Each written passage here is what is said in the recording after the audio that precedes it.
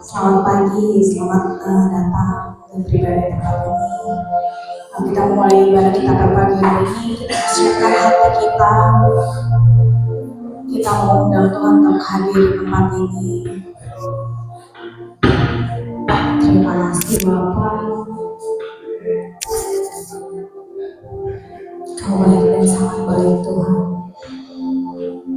Kami undang Tuhan, Kau untuk hadir Tuhan di setiap hati kami Bapak. Haleluya Yesus. Terima kasih Tuhan, terima kasih.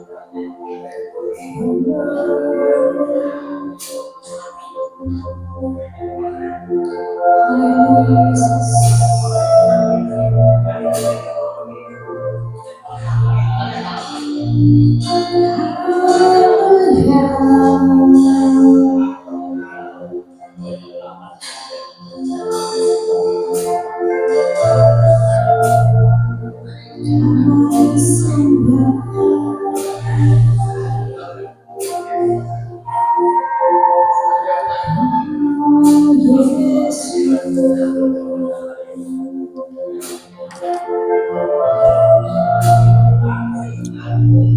Terima kasih Tuhan.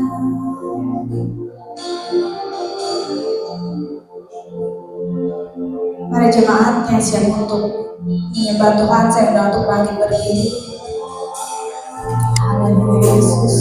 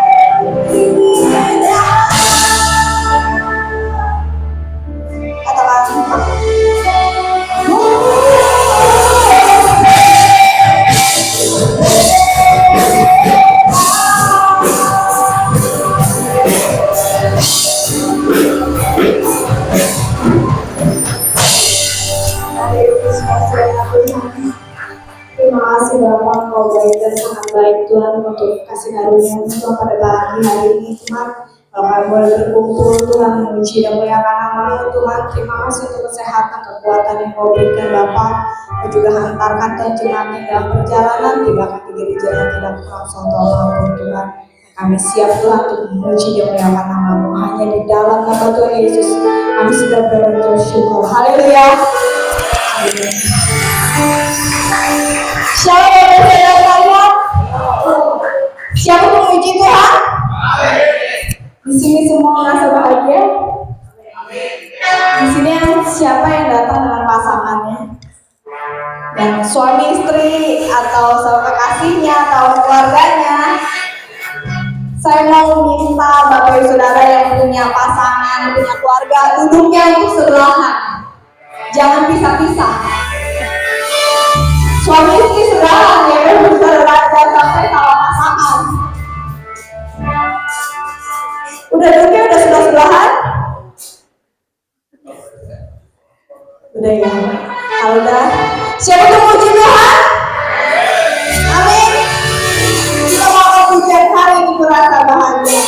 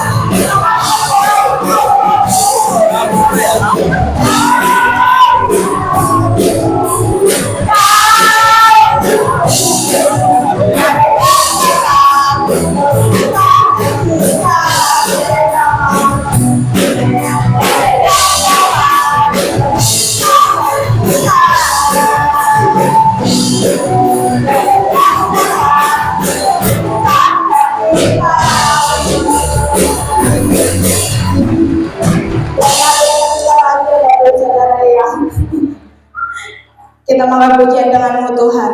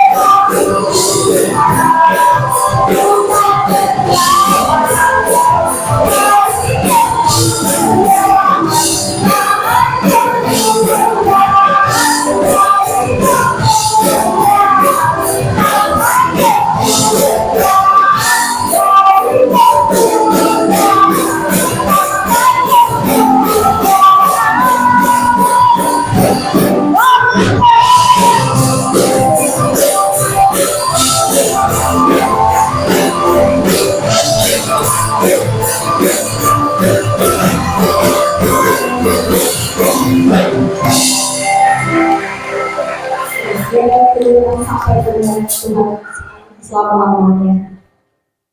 Karena Tuhan kita adalah Tuhan yang benar. Amin.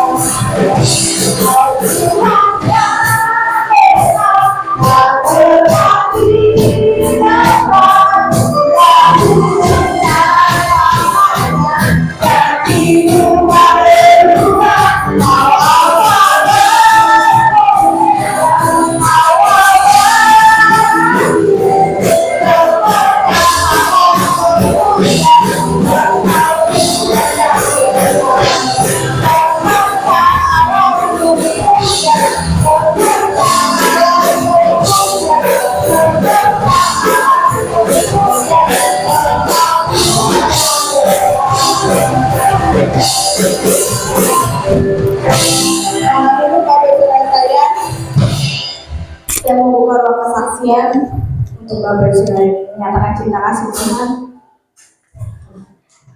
yang menyatakan bahwa Tuhan kita Tuhan yang benar. Silakan Tante.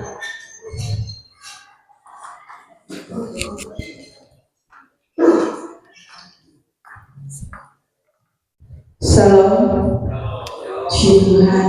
Saya bersyukur pada pagi hari ini saya bisa kebaktian. Minggu kemarin saya absen. Rasanya gimana gitu ya Bapak Ibu? Kalau kita sudah biasa kita muliakan nama Tuhan, sekalipun kita sesibuk apapun ya. Tapi minggu kemarin bukan karena saya sengaja ya Bapak Ibu, saya kebaktian. Tapi karena berdiri di situ lo bisa memang full saya kerja dari pagi sampai malam, saya sampai nggak tidur. Jadi mungkin saya kecapean, saya sampai tidur nggak kuat, saya ngantuk banget. Jadi saya ngantuk banget. Tapi Tuhan ampuni saya, kalau saya hari ini saya usahain minggu depan sesibuk apapun saya harus pergi kebaktian untuk Tuhan. Juga hari Kamis saya bela-belain biarpun saya sibuk, saya tetap tinggalkan pekerjaan saya dulu. Puji Tuhan, karena selama ini saya bergumul hidup saya ini Tuhan benar luar biasa tolong saya dan bela saya. Tidak ada Tuhan lain di selain Tuhan Yesus yang selalu bela saya.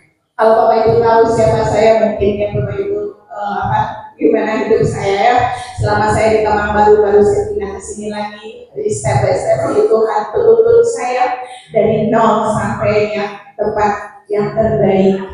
Kalau kemarin Pak Brayit sampai ke tempat saya bilang begini, Bu Meme, ini harus jadi kesaksian buat kita semua saling menguatkan. Amin. Saya bilang puji Tuhan nanti ya kalau punya saya. Hidup kebetulan saya minggu ini 1 bulan ini saya bergumul Tuhan. Saya burung aja Tuhan kasih rumah, Tuhan punya saya punya tempat. Masa saya nggak punya tempat dia. Saya bilang, terus selama ini saya tempat di tempat orang dan juga nggak mungkin selamanya saya begini. Sedangkan yang punya ini mau pindah, Bapak Ibu Saudara mungkin tahu saya gimana. Terus tempat yang baru ini tidak ada tempat tinggal untuk punya saya. Saya jaga juga saya harus ngontrak. Saya bilang kontrakan itu juga tidak nyaman, Bapak Ibu Saudara. Banyak yang ngomong tidak bagus ya, saya tidak Tuhan, tolong saya kena percaya Tuhan pasti kasih tempat yang terbaik untuk saya. Saya bilang siang malam saya doa, saya nangis, saya cucuran mata saya tidak akan. Saya yakin Tuhan tidak sia-sia. Setiap air mata saya tercurah, Tuhan akan beri yang terbaik. Puji Tuhan, dengan singkat waktunya saya bergumul itu 1 hari, Bapak Ibu Saudara. Saya hari Minggu saya doa, hari Senin Tuhan jawab. Ya, saya dapat tempat. Bilang saya ada aja gitu Tuhan lewat jalannya itu untuk saya. Ada yang nawarin, ada yang memberikan tempat usaha. Bila lah kalau orang Jawa bilang itu dia membutuhkan seseorang yang bisa menjalankan itu. Saya bilang saya menawarkan diri. Pak, saya mau kerja nggak apa-apa. Saya bilang yang penting saya ada tempat tinggal. Kenapa? Saya harus seandainya saya harus kontrak juga, saya harus balik kosan juga. Hasil saya berapa? Jual gado-gado. Saya bilang Tuhan, dan itu sehingga ceritanya ya Bapak, saya ketemu dengan puji Tuhan, anak Tuhan juga. Jadi luar biasa. Tadi ngobrol kita punya ngobrol, kata ngomong gitu. Saya padahal udah dapat orang dari bilang, tapi saya lebih cocok, saya lebih setuju dengan ibu. Oke lah kita jalan. Tapi saya nggak mau ibu sebagai karyawan. Jadi kita saling berusaha bareng, kita join bagi hasil. Ibu punya kuasa, ibu punya untuk menjalani. Saya serahkan semuanya sama ibu. Saya tidak terima kalau bersih aja. Puji Tuhan, saya percaya sama ibu.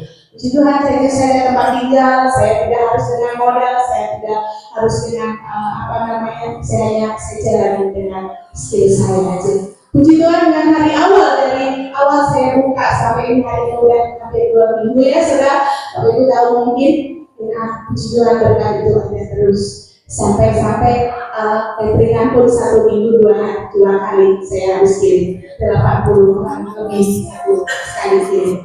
Saya sendiri waktu bertanya, tapi puji Tuhan saya berkebetulan kirim saya untuk membantu saya bisa ikut berkebaktian. Tuhan kirim kemarin orang untuk bantu saya. Jadi hari ini saya bisa berkebaktian. Haleluya, itulah bersama Tuhan. Semua semangat untuk mengalami Tuhan. Amin. Haleluya. Ya, terima kasih Tante untuk kesaksiannya sangat memberkati ya, bahwa Tuhan sanggup menunjukkan apa yang kita butuhkan. Mungkin ada lagi satu orang lagi yang mau kesaksian sebelum kita masuk dalam firman Tuhan. Ada Om Teddy ya biasanya. Ada yang mau kesaksian? Itu. Kalau tidak ada, kita mempersiapkan hati kita mau masuk dalam firman Tuhan.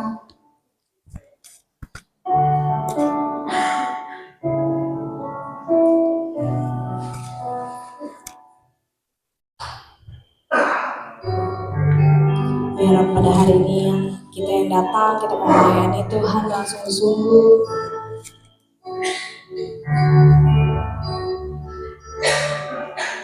Terima kasih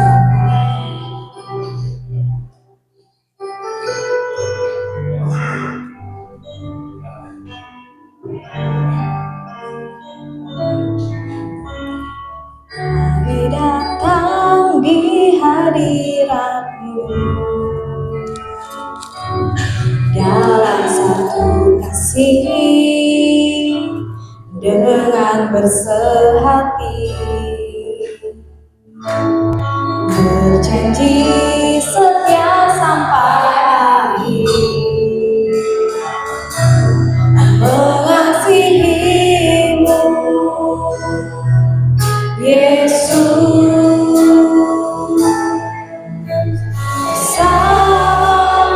Buat aku melayani Tuhan bersatu selamanya, mengasihi Engkau.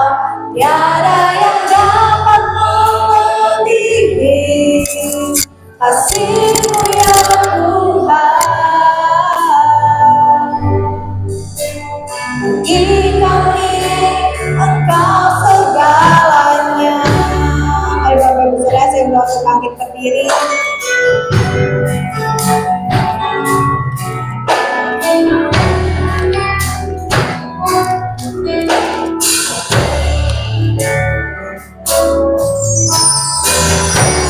Datang di hadirat-Mu dalam satu kasih dengan bersehati, berjanji setia sampai akhir, mengasihi-Mu Yesus. Bersama keluargaku Gak punya. melayani Tuhan bersatu selamanya, mengasihi Engkau. Tiada yang dapat melebihi kasih-Mu ya Tuhan. Bagi kami Engkau segalanya. Bersama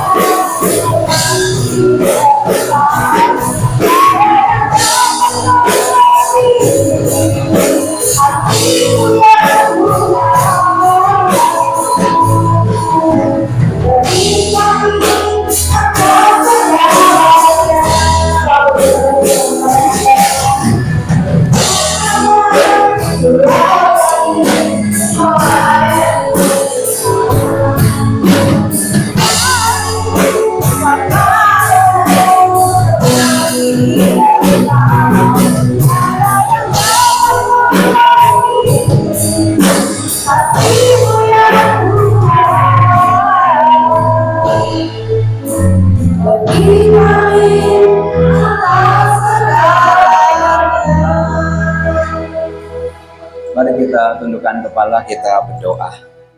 Bapa di dalam kerajaan surga, Bapa yang baik, terima kasih Tuhan, Engkau membawa kami ke rumah-Mu. Sungguh kami merindukan rumah Tuhan. Rumah di mana kami diberikan pengajaran-pengajaran yang baik, supaya sepanjang sisa hidup kami berjalan di muka bumi ini, kami hidup di dalam kebenaran demi kebenaran Tuhan. Sehingga hidup kami boleh terus naik, tidak turun. Jadi kepala, bukan ekor, dan menjadi berkat bagi banyak orang.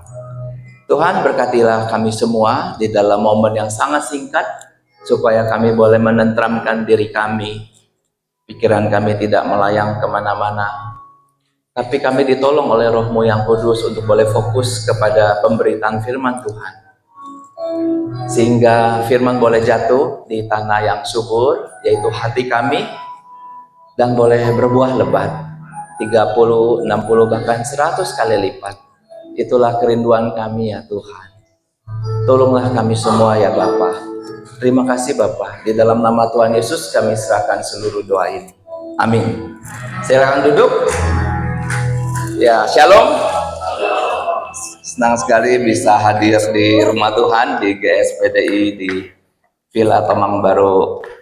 Villa Tomang Baru ya. Betul ya sini ya. Ya. Oke, saya Pendeta Cangkuiva. Mungkin ini bisa dimatikan ya biar slide-nya kelihatan. Ini lebih kelihatan ya. Ya, saya hadir dengan istri saya Liana yang ada di depan ya.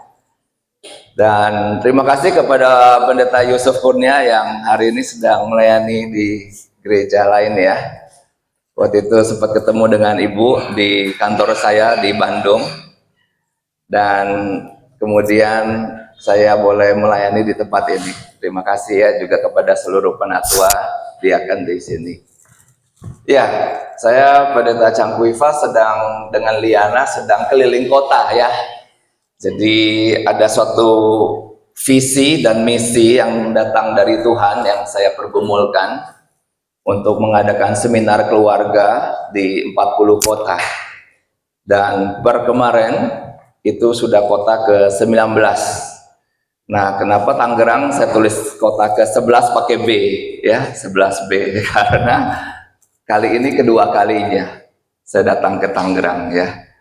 Jadi beberapa bulan yang lalu saya masih ingat saya ke Tangerang pertama kali adalah 18 Mei waktu saya dan Liana sedang wedding anniversary ke-24.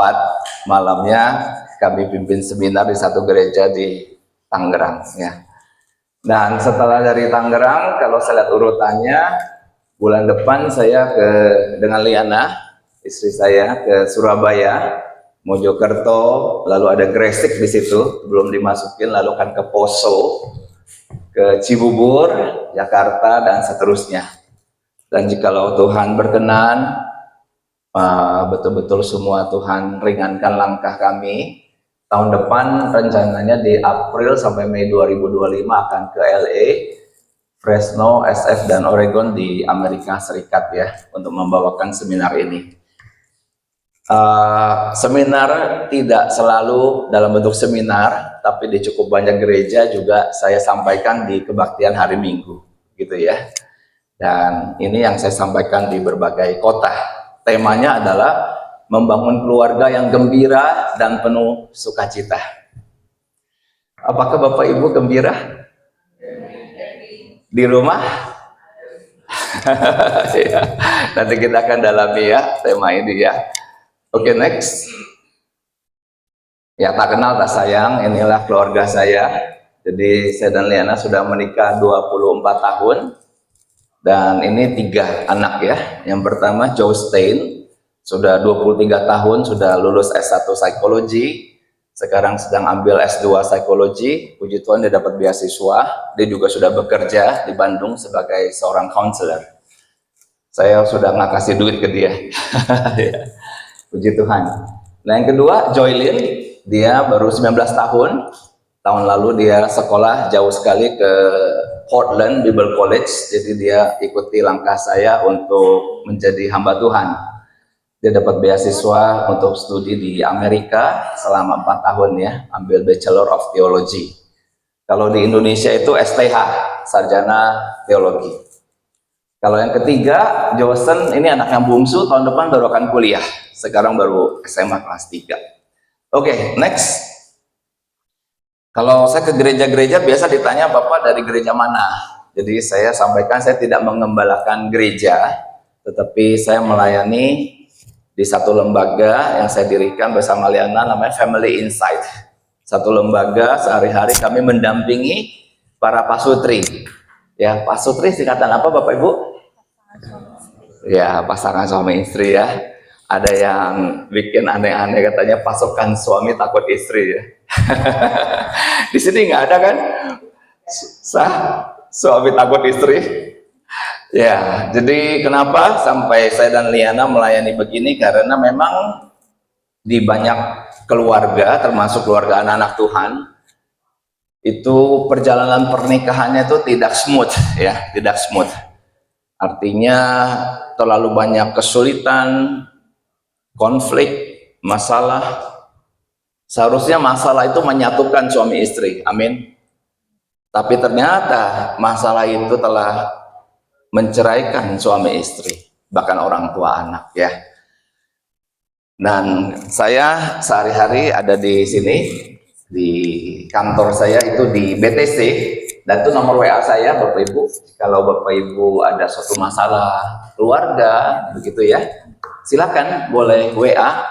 Saya biasa juga menjawab melalui teks ya, daripada pertanyaan orang-orang dari manapun tentang berbagai masalah keluarga. Dan itu juga IG saya, @cangkuiva, bisa juga DM. Next.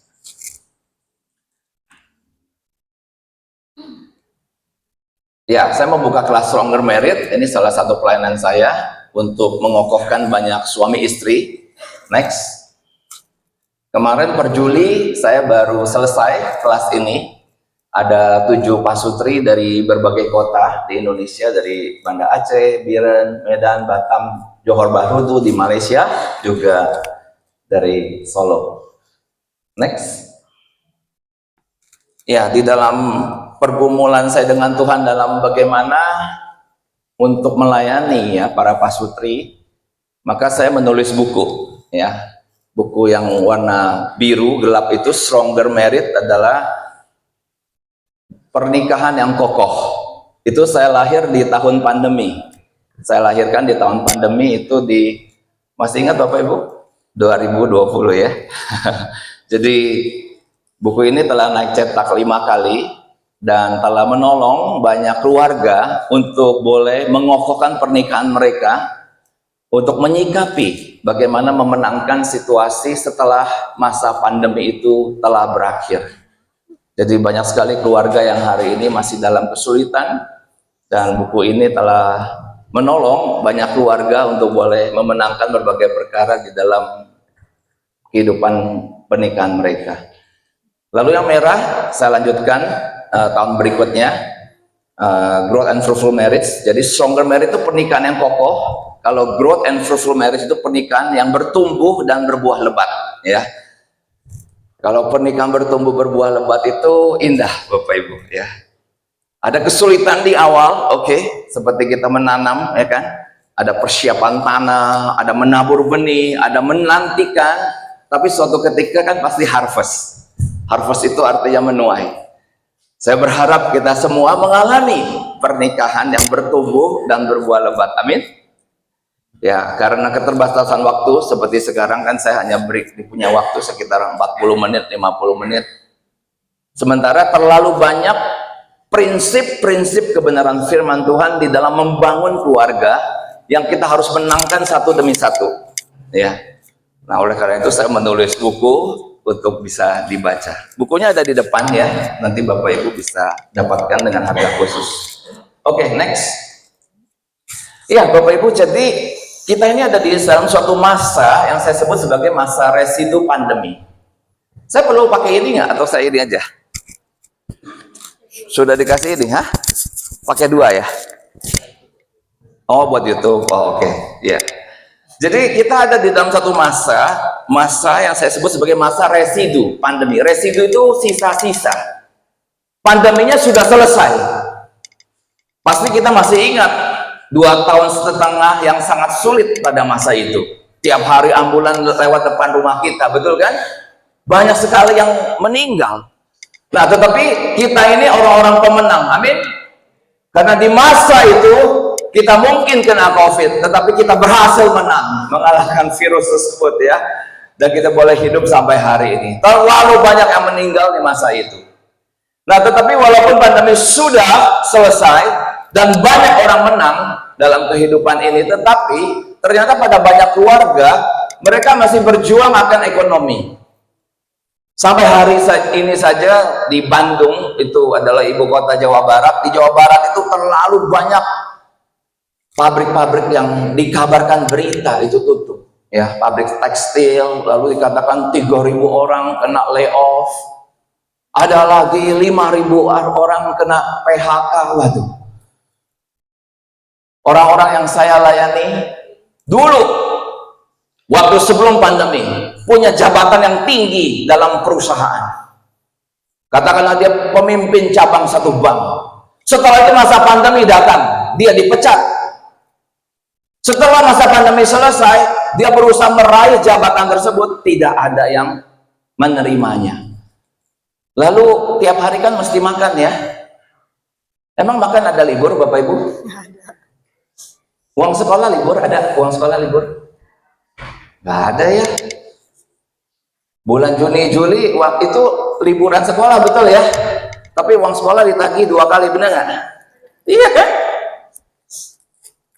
Nggak ada yang libur dalam pembiayaan. Nah, orang-orang yang saya kenal beberapa itu sampai hari ini masih berjuang untuk ekonomi. Para lelaki berjuang demi keluarga. Dan apakah berhasil mengembalikan ke posisi sebelum pandemi? Banyak yang belum. Nah, sehingga kita mengerti dalam banyak keluarga itu keadaan itu adalah tidak happy, ya, tidak happy. Suka mengingat dulu, wah dulu kok enak ya, sekarang kok susah gitu kan. Nah, dalam perjuangan seperti itu anak-anak itu tumbuh besar. Di masa pandemi ada anak mungkin masih balita, sekarang sudah remaja ya. Yang dulu remaja sekarang sudah pemuda. Tetapi banyak anak-anak itu ternyata besar dalam sebuah keluarga di mana orang tua sangat sibuk mengejar keuangan sehingga anak-anak itu sangat kesepian. Anak-anak itu juga berjuang untuk kehidupannya. Nah, sehingga ini ada satu data dari Indonesia National Adolescent Mental Health Survey, INAMS ya, bahwa 1 dari 3 remaja memiliki satu masalah kesehatan mental. Nah, loh, 1 dari 3. Artinya kalau kita punya 3 anak, yang 1 itu punya possibility, punya kesehatan mental. Lalu dikatakan apa? 1 dari 20 remaja memiliki 1 gangguan mental. Apa bedanya kesehatan mental dengan gangguan? Kalau kesehatan mental, gangguan kesehatan mental itu adalah sesuatu yang masih sifatnya temporary. Temporary itu masih sementara. Artinya apa? Kita semua bisa cemas, betul? Kita semua bisa takut kan? Nah, tapi cemas dan takut itu kan adalah perlengkapan yang datang dari Tuhan bagi kita supaya kita bisa melarikan diri dari ancaman, betul kan? Masa kalau ada ketakutan kita mendekati? Kan tidak. Kita kan masih sehat kan? Kita melarikan diri dari sumber daripada yang membuat kita cemas, yang membuat kita takut. Nah, tetapi masalahnya sekarang gini, kalau yang bikin cemas dan bikin takut ada di rumah gimana? Hah? Mau lari kemana?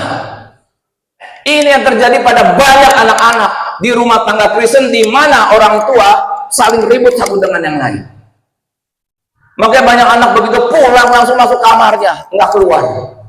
Karena begitu keluar dia lihat muka papa mamanya yang unhappy ya. Lalu kalau ngomong sudah konflik, lalu perhatikan papa mama kok udah seminggu nggak saling ngomong, nggak saling nyapa. Wah, masalah telah menenggelamkan banyak keluarga. Nah, Bapak Ibu, Kalau kemudian keluarga tersebut bisa memenangkan masalah, maka sumber pencetus kecemasan dan ketakutan itu berhasil dikalahkan. Amin. Tapi bagaimana jika itu ternyata konfliknya bukan 6 bulan, bukan setahun, tembus sampai 2 tahun, 3 tahun? Ayo bagaimana? Waduh, jiwa kita itu punya ketahanan, Bapak Ibu. Iya. Jiwa kita itu punya ketahanan, artinya seperti karet kalau ditarik kan ada ketahanannya, betul kan? Ada batasnya kan? Tapi ditarik itu set, bisa putus. Nah, begitu putus, itu yang terjadi bisa kena gangguan mental. Akhirnya orang ini suatu ketika mungkin dia bekerja, ya, atau dia kuliah. Tapi kecemasan sudah menahun, maka di tempat kerja pun dia cemas gitu loh. Nggak ada apa-apa kayak orang yang ya, ini sudah menjadi gangguan karena di tempat kerja tidak ada pencetus kecemasan, betul kan? Harusnya enggak, jalani saja. Di tempat studi juga semuanya normal-normal saja, tapi aneh sekali dia mudah sekali cemas, mudah sekali takut. Akhirnya dia tidak perform. Ini yang terjadi pada banyak keluarga, ya. Nah, kalau sampai berat, nanti sudah susah tidur, nggak bisa tidur berhari-hari. Kalau berhari-hari nggak tidur, bisa gila, Bapak Ibu. Sampai nanti ininya jebol, maka dia mulai berhalusinasi. Dia lihat yang kita nggak lihat, dia dengar yang kita nggak dengar. Lalu dia bilang, itu tadi ada orang gini-gini. Hah? Masa? Enggak, ada. Jadi antara dia sama kita ya bisa berbantah-bantah dan dia meyakini ada. Loh, enggak, saya nggak lihat. Waduh. Nah, ini sudah gangguan mental. Bagaimana supaya bisa dinetralkan? Harus dibawa ke psikiater. Psikiater ngasih obat. Nah, dengan memberikan obat, maka saraf itu ditenangkan, ya. Saraf itu ditenangkan. Dia bisa berfungsi lagi. Dia tidak mendengar lagi hal-hal yang kita tidak dengar. Dia tidak berhalusinasi lagi. Tetapi hati-hati. Saya menemukan banyak orang yang minum obatnya itu seumur hidup. Paham Bapak Ibu? Seumur hidup. Artinya kalau dia lepas obat, bagaimana? Gangguan lagi.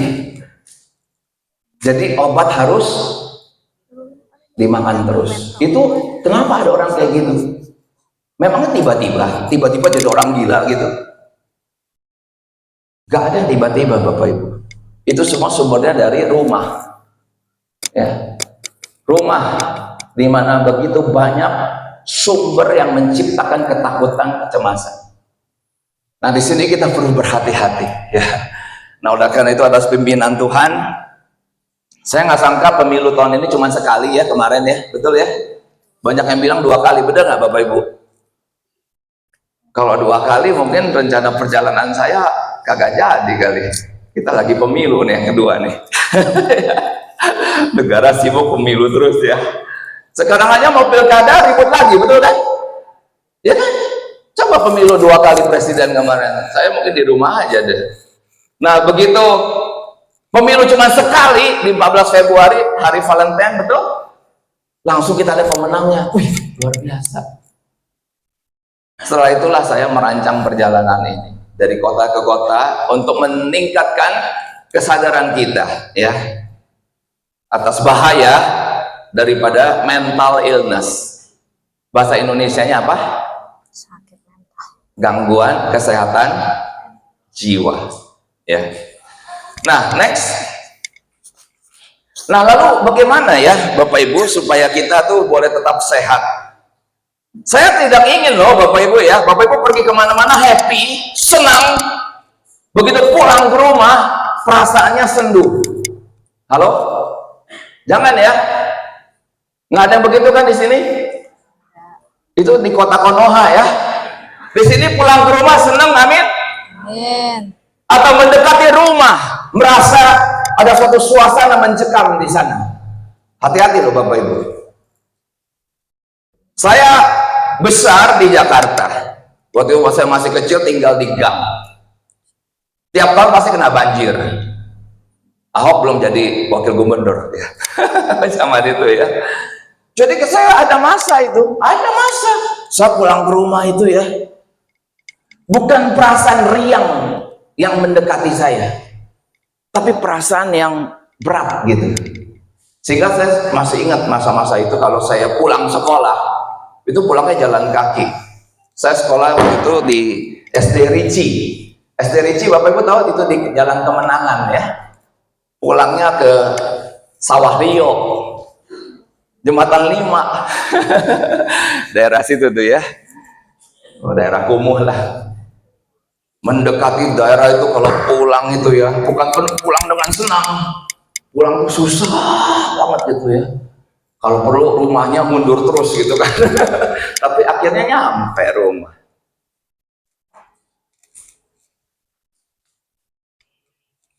Dan waktu itu saya belum Kristen ya.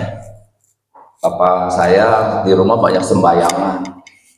Katakanlah itu entah Buddha atau Konghucu lah begitu. Ya mama saya juga ya, keluarga kami keluarga yang sembayangan gitu. Saya menerima Kristus di usia 19 tahun. Baru bertobat, percaya kepada Tuhan.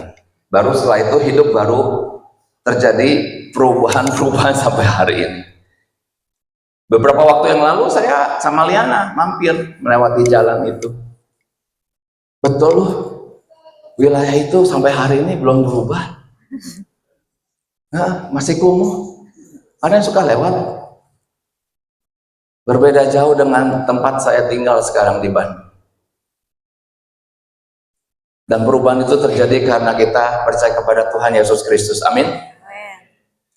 Nah, bagaimana membangun keluarga yang gembira dan penuh sukacita, Bapak Ibu? Jadi ini ada dua hal ya. Jadi ada gembira, oke, gembira dan penuh sukacita. Ini dua hal yang berbeda. Kita lihat satu demi satu. Saya bacakan dari Keluaran 23 ayat 16. Kau peliharalah juga hari raya menuai, yakni menuai buah bungaran dari hasil usahamu, menabur di ladang. Demikian juga hari raya pengumpulan hasil pada akhir tahun apabila engkau mengumpulkan hasil usahamu dari ladang. Jadi perhatikan yang saya kasih warna kuning, kau peliharalah. Ada hari raya apa? Menuai. Tapi kita kan bukan petani. Ya. Tapi harus ada suatu hari raya yang dipelihara ya. Next. Pada hari itu juga kamu harus mengumumkan hari raya dan kamu harus mengadakan pertemuan kudus ya, pertemuan kudus. Janganlah kamu melakukan sesuatu pekerjaan berat pada hari itu tuh. Jangan kerja keras. Hari-hari lain kan udah kerja keras, betul kan? Tapi ada di hari itu, hari yang khusus, jangan melakukan sesuatu pekerjaan berat. Itulah suatu ketetapan untuk selama-lamanya. Ketetapan untuk selama-lamanya, sejak ditetapkan berlangsung turun-temurun ya, sampai generasi ke generasi di segala tempat kediamanmu turun-temurun, tidak boleh putus. Next. Di Bilangan 10:10 dikatakan, juga pada hari-hari kamu bersukaria, pada perayaan-perayaanmu dan pada bulan-bulan barumu, haruslah kamu meniup nafir itu. Ya, jadi ada hari yang dikatakan bersukaria. Bersukaria artinya apa, Bapak Ibu? Bersenang-senang. Amin. Ya, bersenang-senang. Ya, Tuhan mau kita ada bersenang-senang, bersukaria, tapi tidak setiap hari. Ya, 1 tahun 365 hari, bukan setiap hari bersukaria ya kan? Tapi ada hari-hari tertentu. Nah, dikatakan pada perayaan-perayaanmu dan pada bulan-bulan barumu haruslah kamu meniup nafiri itu. Jadi meniup nafiri itu satu, seperti mungkin bayangan kita itu saya bawa kepada trompet lah, katakanlah ya. Ditiup seperti trompet, tetapi ini dari tanduk binatang. Sehingga suaranya itu melengking tinggi, bisa didengar sampai puluhan kilo. Nah, begitu didengar, orang tahu, wah, ini ada yang bersukaria, ya. Nah, dikatakan apa? Pada waktu mempersembahkan korban-korban bakaranmu dan korban-korban keselamatanmu, maksudnya, nah ada suatu maksud, supaya kamu diingat di hadapan Allahmu, akulah Tuhan Allahmu. Bapak Ibu, di dalam firman Tuhan diminta ada memelihara hari raya, ya kan? Hari raya apa yang bisa kita rayakan di dalam keluarga?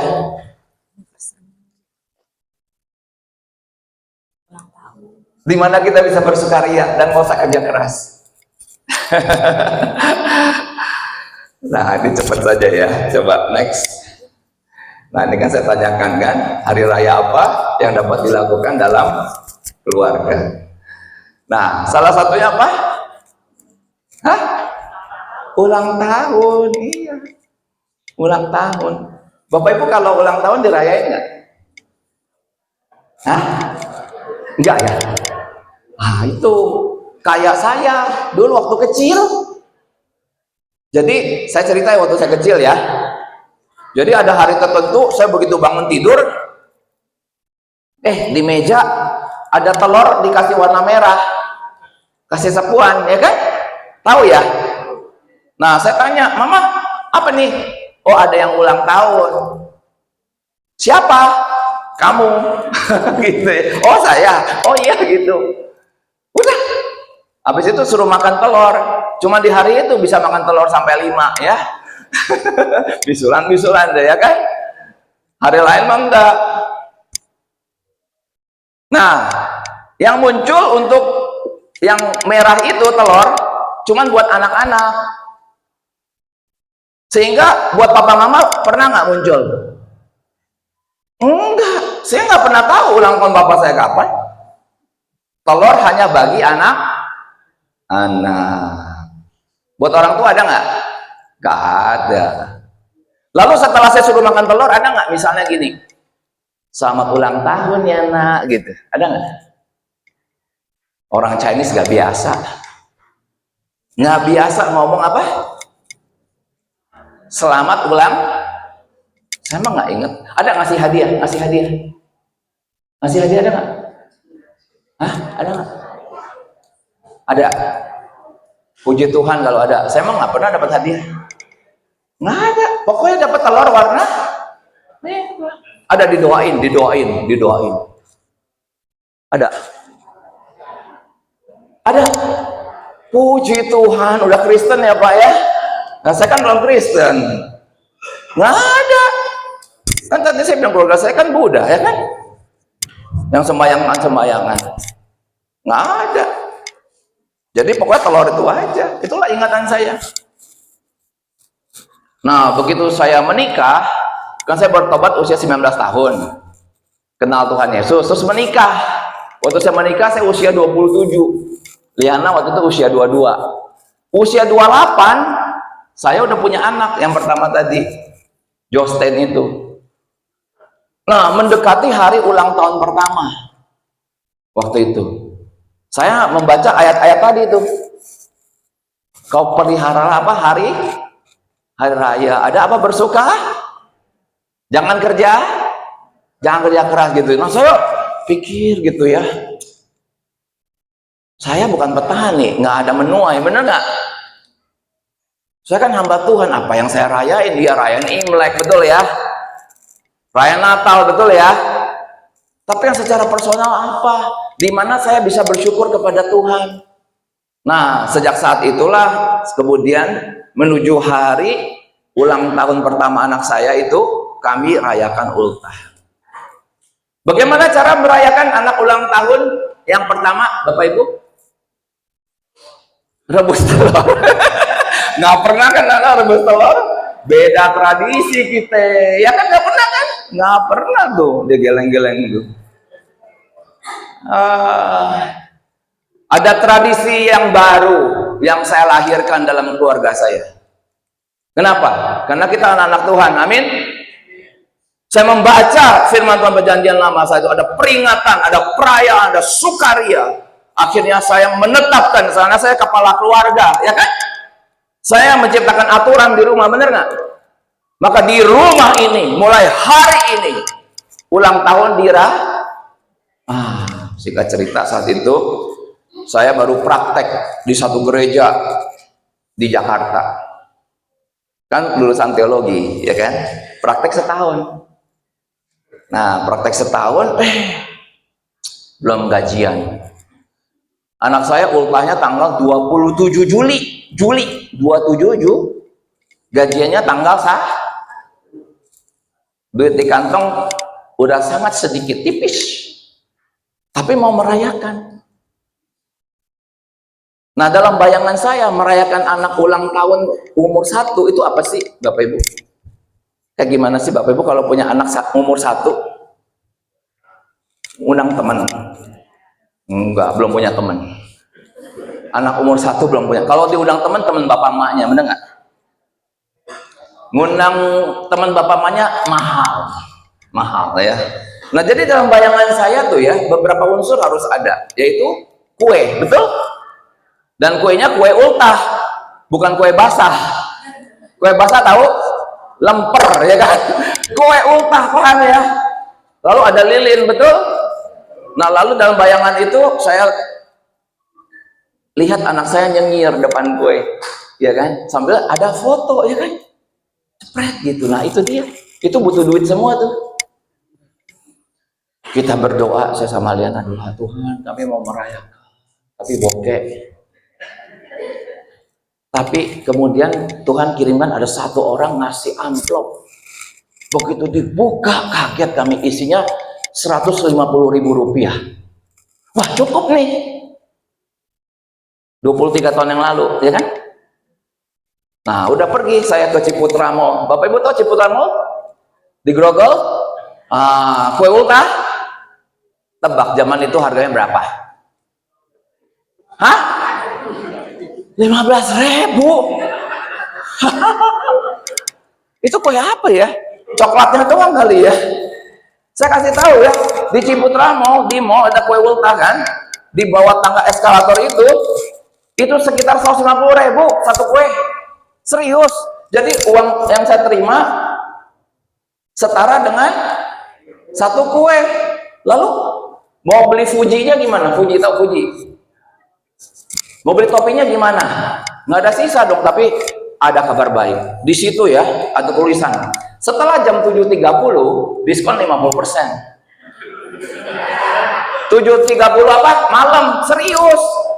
Saya ke sono sore-sore, saya liatin, Pak, saya mau ya yang ini. Dia mau bungkusin.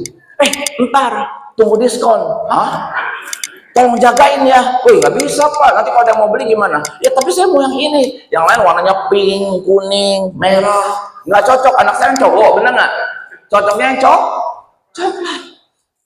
Aduh, kalau diskon 50% tinggal ban ya, bener nggak? 80.000 Pan. Akhirnya apa? Saya doain, tumbangin tangan Tuhan, yang ini jangan laku. Iya bener. Habis itu saya jalan-jalan di Ciputra Mall. Itu berapa langkah ya itu? Saya habisin, naik, turun, lihat jam. Sampai jam 7.25, saya turun dari eskalator. Saya lihat, masih ada. Saya samperin, Pak. Belum Pak katanya. Halo, 5 menit lagi. Siapa yang ngambil, bener nggak? Udah saya tongkrongin aja di situ ya kan. Jadi 5 menit terlama dalam hidupku ya. Akhirnya tentong, bener, dapat 80-an ribu lah. Terus saya ke Hero, beli balon, ya kan? Topi, balon, beli Fujinya yang 12 biji, yang 36 mahal. Singkat cerita udah bawa pulang, saya pulang ngebut naik RS King, motor saya waktu itu. Pacinko, pasukan Cina kota ya. Tapi saya bangga loh. Ya, saya bersyukur. Kenapa sampai Tuhan kirim duit? Karena yang saya sedang rindukan sesuai firman Tuhan, amin. Bahwa Tuhan ingin apa? Kita ada perayaan, betul? Saya nggak punya uang, iya. Tapi Tuhan kirim uangnya, fotonya ada. Sayang nih, nanti kita cari ya di rumah ya, si Josten, tentu mesti tampilin. Nah, tahun-tahun berlalu, Bapak Ibu. Inilah kemarin anak saya yang cewek ultah usia 20 di tanggal 22 Juli yang cewek ini ya. Lihat kami Zoom. Josten dan Josen ada di Bandung, kasih lihat kue. Anak saya lagi di LA, Los Angeles, ditanya gini, kok itu rasa kuenya kayak gimana kok? Enak, lumer-lumer di mulut, katanya begitu ya. Saya aja sampai ngiler. Saya lagi di Singapura waktu itu sama Liana ya. Kami 3 kota. Tetapi ingat, kita merayakan sesuai firman Tuhan, amin. Artinya apa? Walaupun begini nih, ada apa? Ada make a wish. Make a wish itu apa? Ada harapan, betul? Ada. Ayo, Lin, make a wish. Gitu. Jadi dia terdiam dulu. Dia sedang menaikkan harapan kepada. Nah, setelah itu ada doa, amin. Doa bukan hanya minta-minta saja, tetapi doa syukur. Itu seperti nafiri yang ditiup kehadirat Tuhan supaya apa? Supaya dia apa? Mengingat apa tadi firman Tuhan? Mengingat kita. Bapak Ibu, mungkin sekarang ada kesulitan kali ya. Tapi jangan sampai di hari ulang tahun kita tenggelam juga dalam kesulitan. Betul? Mungkin ada kesulitan. Tetapi semoga hari ulang tahun itu menjadi satu hari yang kudus, hari yang membedakan dengan hari yang lain. Karena di hari itu walaupun kita sedang sukar, sedang sulit, seperti tidak ada jalan, tapi hari itu hari yang kita bisa rayakan di hadapan Tuhan. Kita bersyukur lagi kepada Tuhan walaupun mungkin air mata belum berhenti mengalir. Kita bersyukur lagi kepada Tuhan walaupun mungkin kesulitan itu belum kita lalui. Supaya Tuhan mengingat kita. Nah, ini ulang tahun anak saya yang cewek. Cepat aja. Next. Berapa hari kemudian 27 Juli tuh. Josten udah besar. Dia yang traktir kita makan di resto. Ini salah satu restoran terbaik di Bandung. Dia yang bayar. Saya nggak ikutan, ya. Dia undang teman-temannya. Next. Nah, wedding anniversary. Ini yang tengah ini sebenarnya ada gambar saya sama Liana nih, lagi nyengir nih. Tapi hilang nih gambarnya, nggak tahu kemana nih ya. Bapak Ibu lihat saya yang nyengir ya. Nah, ini kita juga rayakan. Bapak Ibu ada merayakan wedding anniversary? Ingat tanggalnya? Tanggal berapa hari menikah? Halo. Ayo, suami istri masih ingat nggak? Ingat ya Pak? Puji Tuhan. Tanggal berapa Pak? 5 September. Puji Tuhan. Lagi ber ya, musim hujan. Menikah, indah sekali. Musim menikah itu yang ber katanya ya. Ya. Ada dirayakan? Ada ya? Puji Tuhan. Dirayakan. Bersyukur lagi kepada Tuhan atas tahun-tahun pernikahan yang sudah lewat ya. Nah, inilah. Next.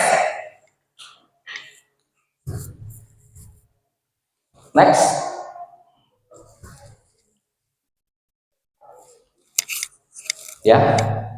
Something.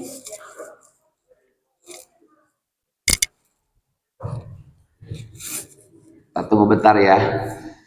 Di next itu adalah saya menyatakan bahwa kita harus menciptakan ya. Jadi penuh kegembiraan, ciptakan ya. Menciptakan event-event kebersamaan dalam keluarga yang menghadirkan kenangan, canda tawa dan syukur kepada Tuhan. Amin ya Bapak Ibu. Bagaimana kalau lupa hari ulang tahun, hari pernikahan, gimana kalau lupa? Hah? Gimana? Nyesel? Bukan, jangan sampai nyesel, Pak. Kalau lupa, dulu di awal-awal saya taruh aja di smartphone, di kalender, biar dia bunyi, bener nggak? Kan dia smart, kita kagak. Ya kan? Kita lupa, dia ingat, betul?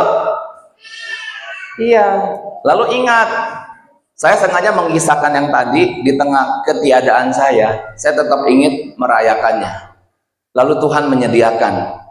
Saya berdoa, Bapak Ibu, mungkin ada ketiadaan. Aduh, makan mahal. Aduh, kue ulta mahal ya, bisa kan?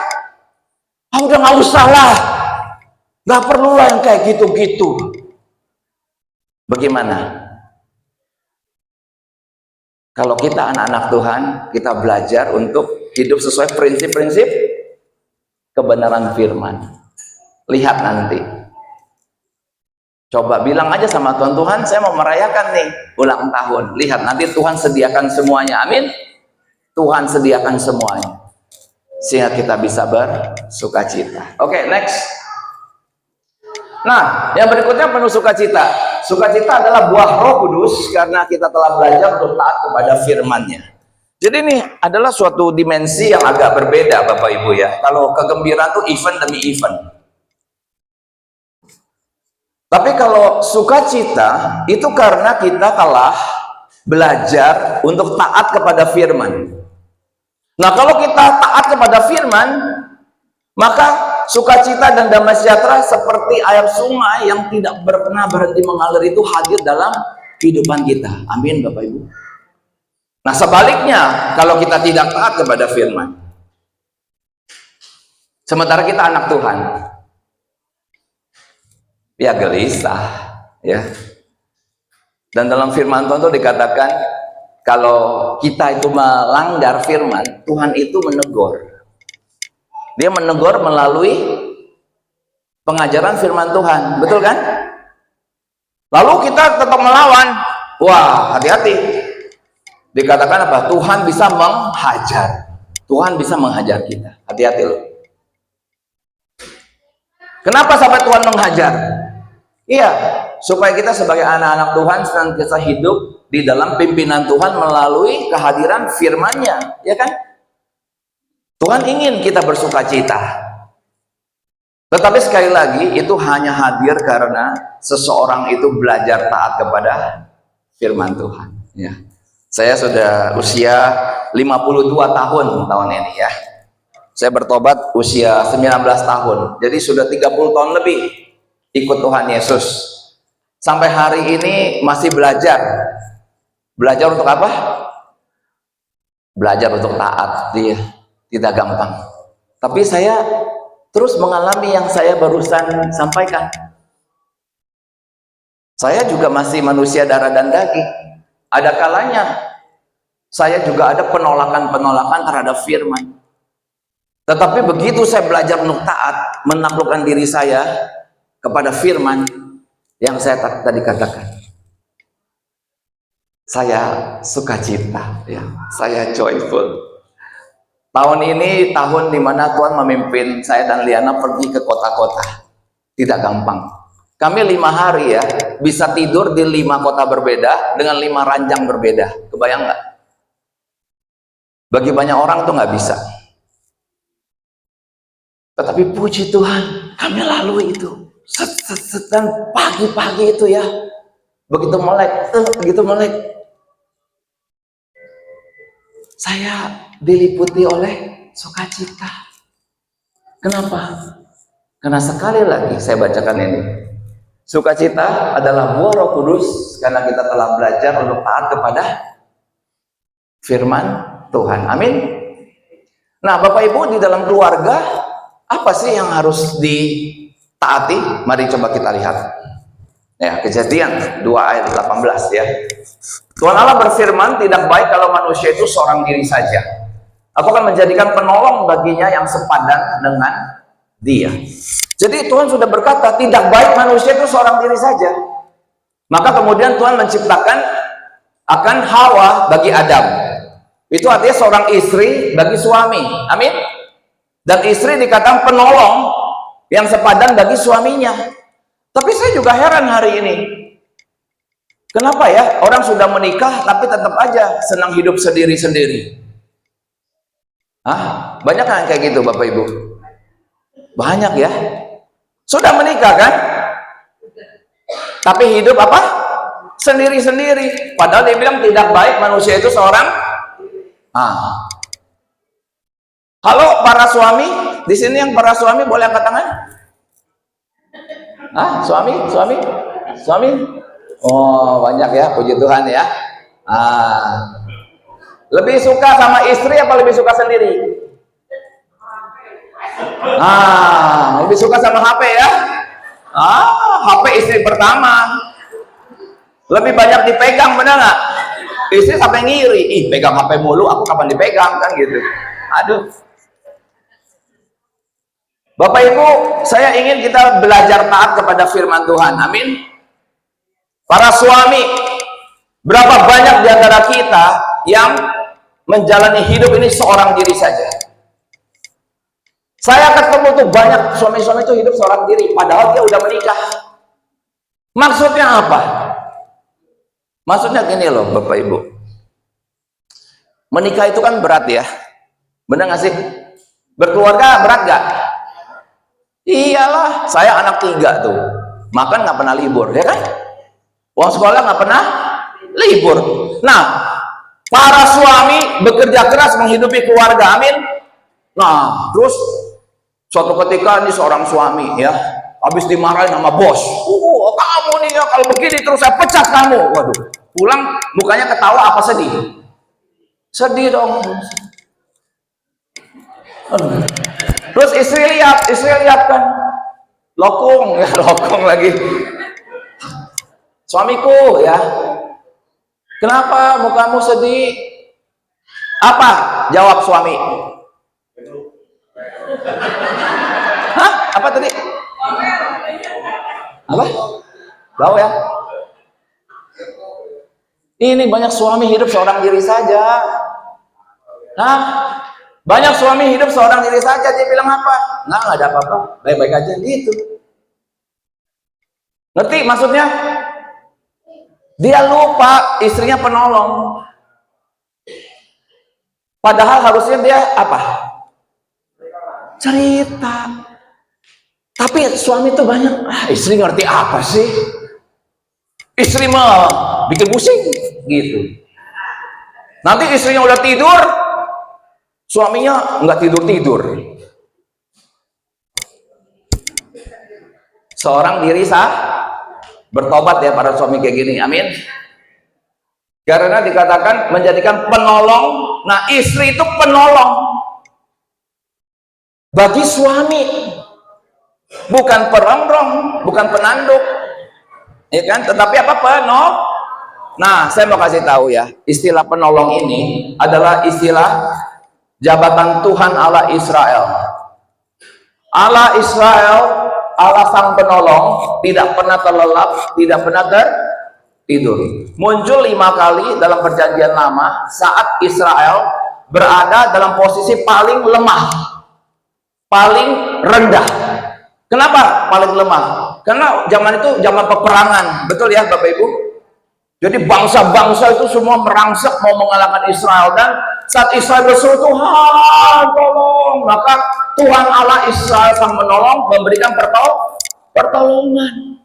Itu titel diberikan kepada para istri, bayangkan. Jadi para suami, kita memang orang gagah sih, betul gak? Laki-laki, hello. Tapi kalau udah menikah, segagah-gagahnya kita, sehebat-hebatnya kita, seperkasanya kita, Tuhan menghadirkan penolong bagi kita, amin. Ya ceritalah. Istri saya mah kagak ngerti Pak. Gak apa-apa, minimal dia bisa mendoakan, betul? Iya, cerita. Begitu cerita, besok suaminya pergi kerja lagi. Istri mungkin udah masuk kamar berdoa. Tuhan, tolonglah suamiku di tempat kerja supaya dia menang. Ini pada ketawa kenapa nih? Kayaknya saya lagi mendongeng ya. Jauh dari realita ya.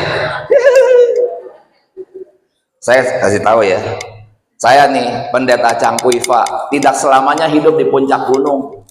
Ada masanya juga saya masuk lembah kelam. Iya.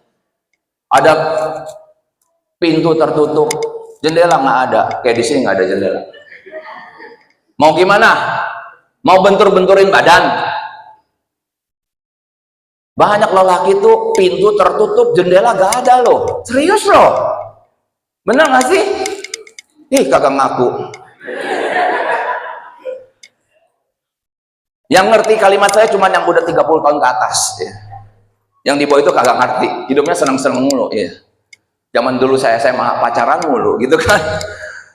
Nah, suatu ketika di tengah kekalutan itu ya, Bapak Ibu, di pagi itu saya bangun dengan hati yang berbeda. Pagi itu ada masalah besar. Saya tak kenapa kayak ada semangat walaupun tipis. Ternyata istri saya mendoakan saya. Masalahnya belum lewat, tapi saya diberikan kekuatan oleh doa seorang istri. Dan dengan modal kekuatan itu kemudian saya berjuang lagi. Berjuang lagi sampai akhirnya kami melewati masa kekelaman itu. Itu istri penolong yang sepadan artinya apa? Dalam bahasa Ibrani, diterjemahkan dalam bahasa Inggris, itu artinya corresponding to himself. Itu artinya apa? Seorang istri corresponding, tersambung ke suaminya. Bagaimana cara suami istri tersambung? Melalui komunikasi, ya, amin. Nah kalau kagak ngobrol, kalau nggak ngobrol emang bisa nyambung. Maka tadi saya bilang kan, suami-suami jangan sok keren sendirian, tersambung juga kepada istri, amin. Ceritakan, saya cerita kepada istri saya, nah aku rasa ada khawatir loh. Dia tanya, khawatir kenapa? Gini loh nak, aku jabarkan gini-gini, gitu.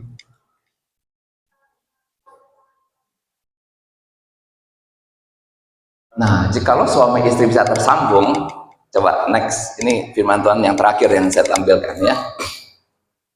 Next, ini saya lewatkan saja karena waktu. Next lagi. Next. Nah, ini dia Bapak Ibu. Saya ingin Bapak Ibu pulang membawa firman Tuhan ini. Karena firman Tuhan ini telah memberi keluarga kami banyak sekali kemenangan. Tapi banyak yang lupa ada firman Tuhan ini. Kita baca sama-sama boleh? Ya, kita baca sama-sama ya. Ini perkataan Tuhan Yesus. 1, 2, 3. Dan lagi aku berkata kepadamu, jika 2 orang daripadamu di dunia ini sepakat meminta apapun juga, permintaan mereka itu akan dikabulkan oleh Bapakku yang di sorga. Sebab di mana 2 atau 3 orang berkumpul dalam namaku, di situ aku ada di tengah-tengah mereka. Bagaimana 2 orang bisa sepakat? Ngobrol, benar nggak? Dan apa arti sepakat? Itu kan artinya jika suami berkata ya, istri berkata iya. Suami bilang tidak, walaupun istri tidak suka, tapi kalau dia mau firman Tuhan ini terjadi, dia juga harus belajar tunduk. Ya suami bilang enggak, dia juga bilang tidak. Dan Bapak Ibu, belajarlah bersepakat suami istri. Kapan terakhir kali berdoa berdua suami istri? Halo? Ini juga repot loh. Itu manusia suka seorang diri saja ya. Ini firman Tuhan bilang doa apa? Minta dalam doa, amin. 2 orang betul? Sepakat kan? Artinya kan suami istri harus melatih diri. Ini udah menikah nih. Doa jangan sendiri-sendiri. Seneng banget sih sendiri. Doa maka Tuhan akan mengabulkan, tapi tidak gampang. Banyak suami istri itu tidak sepakat, lebih senang apa? Main Thai boxing, iya. Main Thai boxing, main Wing Chun, berantem, lempar piring, lempar gelas ya, sehingga tidak ada kesepakatan. Nah, ini telah direbut setan. Saya katakan, ini telah direbut setan. Setan senang kalau suami istri seorang Ada si istri ngajak suaminya berdoa. Pak, ayo kita doa berdua, sepakat. Apa jawab suaminya? Ya betul itu. Nah itu. Kamu doanya sendiri. Kamu mah lebih rohani. Kamu kan udah aktif pelayanan. Kalau aku, nih suami, aku mau banyak dosa. Nanti kalau kita doa berdua nggak dikabulin, ini banyak dosa. Terus apa? Kamu lebih rohani, udah pelayanan, aktivis, aku gitu. Dia lupa ada ini.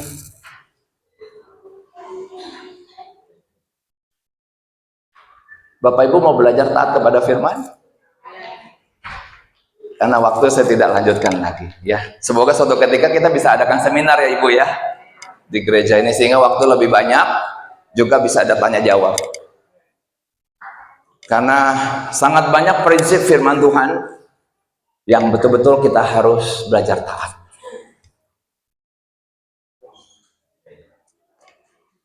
Kiranya Tuhan menolong kita.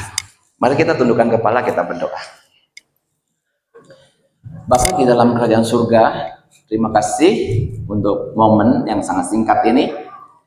Tuhan memberkati setiap kami yang sudah mendengarkan firman Tuhan. Tuhan menyatakan kasih karunia demi kasih karunia, sehingga kami boleh mengalami kemenangan demi kemenangan bersama dengan Tuhan. Dan dari kemenangan demi kemenangan itu sungguh Tuhan, dari mulut kami keluar, dari hati kami keluar puji-pujian kepada Tuhan. Terima kasih. Tuhan, lepaskanlah kami semua dari segala yang jahat, jauhkan dari kami semua dari segala pencobaan, dan bahwa kami semua boleh menang atas segala keadaan. Tuhan berkati Pastor Yusuf Kurnia di dalam jabatannya sebagai gembala, bersama Ibu melayani seluruh domba Tuhan di rumah Tuhan di tempat ini. Semua mengalami pertumbuhan dan kehidupan yang berbuah lebat, menjadi berkat bagi banyak orang. Hidup terus naik, tidak turun, jadi kepala bukan ekor. Terima kasih Bapak, di dalam nama Tuhan Yesus kami serahkan doa ini. Amin.